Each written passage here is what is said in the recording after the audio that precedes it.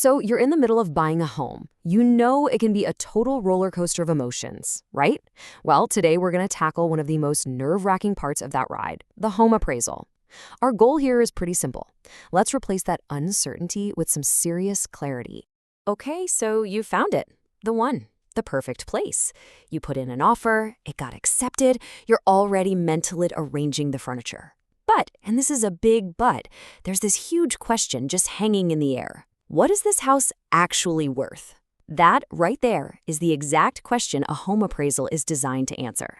All right, before we jump into all the different what-ifs, let's just start with the absolute basics. What in the world is an appraisal anyway? Getting this foundation right is totally key to navigating everything that comes next.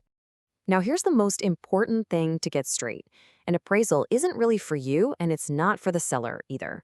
It is a formal, data-driven opinion from a licensed pro, and its whole purpose is to protect the lender.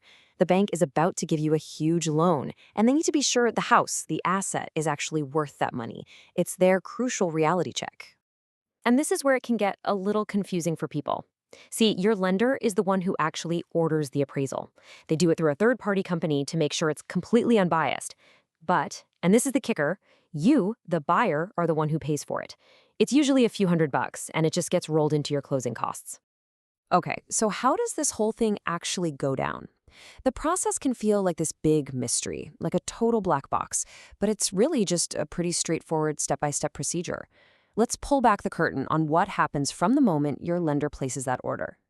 So, first things first, an appraiser gets assigned to your case. They'll schedule a visit to the property where they'll walk through, take a bunch of measurements and photos, and just generally get a feel for the home's condition. But honestly, the real work happens back at their office. That's when they dive deep into the data, looking for what are called comps. That's comparable homes that have sold recently in the same area. They crunch all those numbers and put together a super detailed report that goes straight to your lender. So, how long are you going to be holding your breath? Well, typically, you can expect that final report to land with your lender somewhere between 5 and 10 business days after the appraiser's visit. So yeah, you got to be a little patient. This is one of those classic hurry up and wait moments in home buying. All right, the wait is over. The report is in. And this is the moment of truth. After all that waiting and wondering, the result is going to send you down one of two main paths.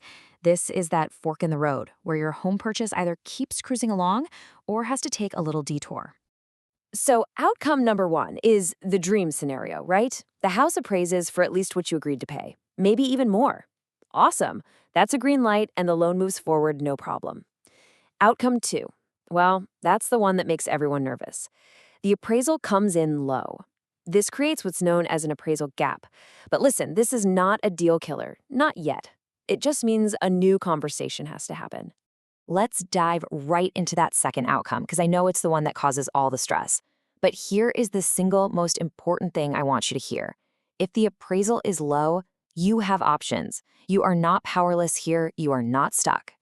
So, this is the big question. What do you actually do?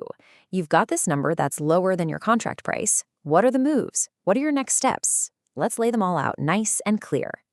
You've basically got four main plays you can run here. Number one, you can go right back to the seller and negotiate. Ask them to lower the price to match the appraised value. Two, if you've got the cash and you really, really want the house, you can just pay the difference yourself. Three, you can formally challenge the appraisal. Now, this isn't just saying, I don't like it. You have to bring evidence, like factual errors in the report, or maybe better comps the appraiser missed. And finally, number four, if you have an appraisal contingency in your contract, you have the option to just walk away, cancel the whole deal, and get your deposit back. Okay, we have covered a ton of ground here, from what an appraisal even is to exactly how to handle it when things don't go as planned.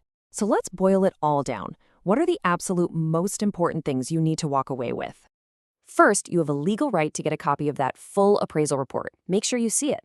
Second, remember this is all about cold, hard data, not about how much you love the backyard. Third, just a quick heads up, government-backed loans like FHA and VA can sometimes have even stricter appraisal standards. But the most important one, I want you to burn this into your brain, a low appraisal is not an ending. It is a starting point for a conversation. I mean, this says it all right here. Think of it this way. A low appraisal doesn't kill the deal. It just opens a negotiation. It takes what feels like a crisis and turns it into a simple business transaction. The deal isn't dead, it's just in a new phase. So I'll leave you with this thought to chew on. Is a low appraisal just a frustrating roadblock on your journey to owning a home? Or could it actually be an opportunity in disguise, a chance to negotiate a better deal and make sure you're making an incredibly sound investment?